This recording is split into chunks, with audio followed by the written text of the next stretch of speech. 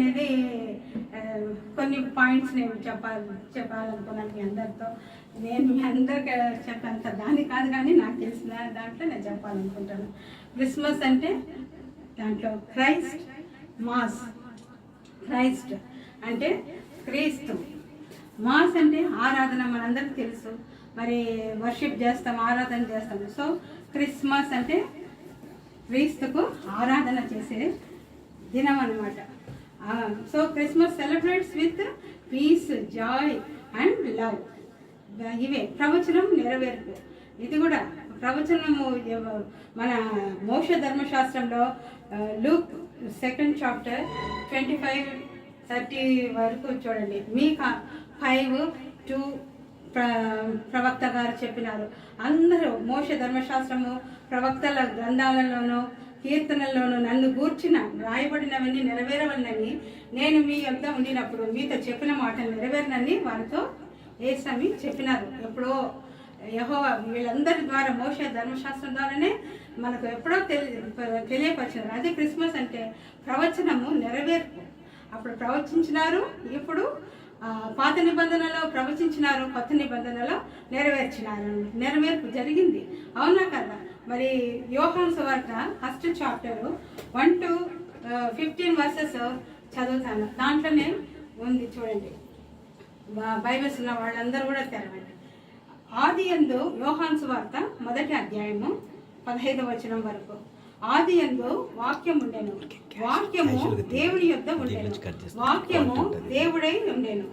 ఆయన ఆదియందు దేవుని యొద్ద ఉండెను. సమస్తమును ఆయన మూలంగా కలిగి ఉన్నదేదియో ఆయన లేకుండా కలగలేదు. ఆయనలో జీవం ఉండెను, ఆ జీవము మనుషులకు వెలుగై ఉండెను. ఆ వెలుగు చీకటిలో ప్రకాశించుచున్నది, కానీ చీకటి దాన్ని గ్రహింపకుండెను. మరి దేవుని యొద్ద పంపబడిన ఒక మనుషుడు ఉండెను, అతని పేరు యోహాను. ఇది యోహాను గురించి వస్తుంది. నెక్స్ట్ ఆ వాక్యము 15వ వచనం దగ్గరికి వస్తే, ఆ వాక్యం శరీరధారి అయి కృపా సత్య సంపూర్ణుడుగా మన మధ్య నివసించను.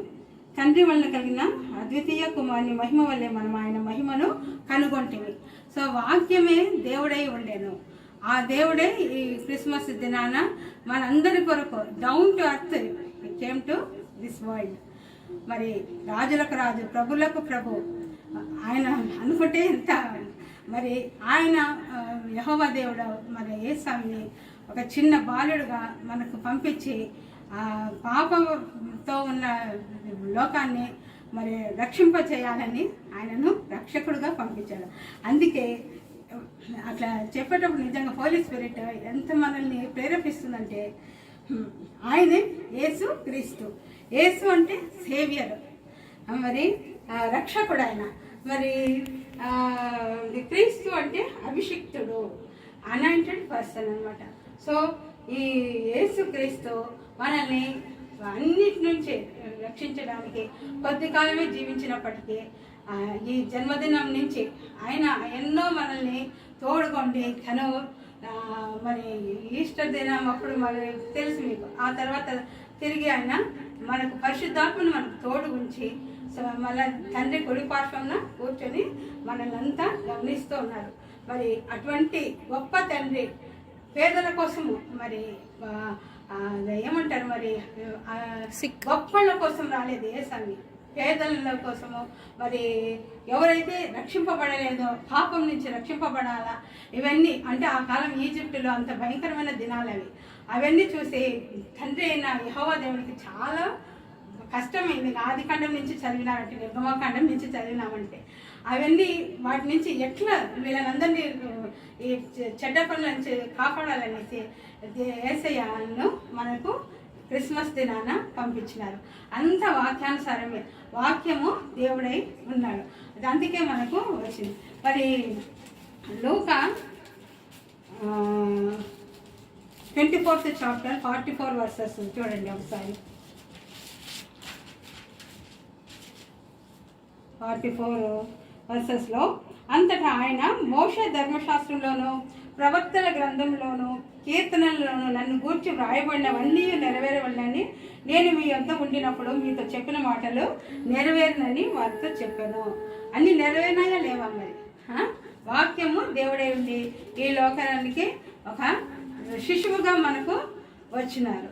మరి ఇప్పుడు మీకా 5:2 ప్రవక్త మీకా ప్రవక్త అప్పుడే చెప్పినారు అనమాట.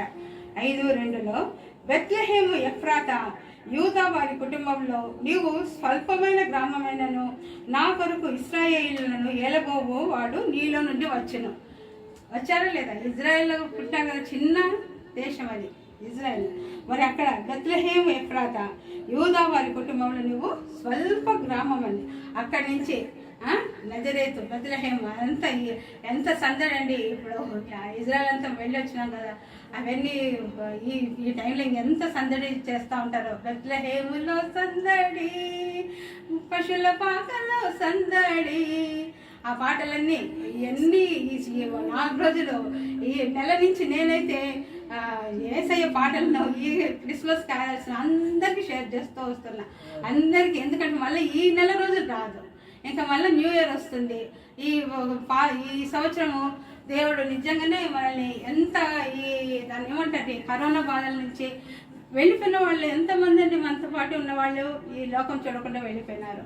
మరి ఇంకా మనల్ని దేవుడు, నేను ఎన్నోసార్లు చెప్తూనే ఉంటాను మీకు, సజీవ లెక్కల మన నుంచి ఇంకా ఈ క్రిస్మస్ పండుగ కూడా చూసే భాగ్యం ఇచ్చినందుకు దేవునికి వందనాలు చెప్పుకుంటూ అందరికీ హ్యాపీ క్రిస్మస్, మేరీ క్రిస్మస్, వందనాలండి.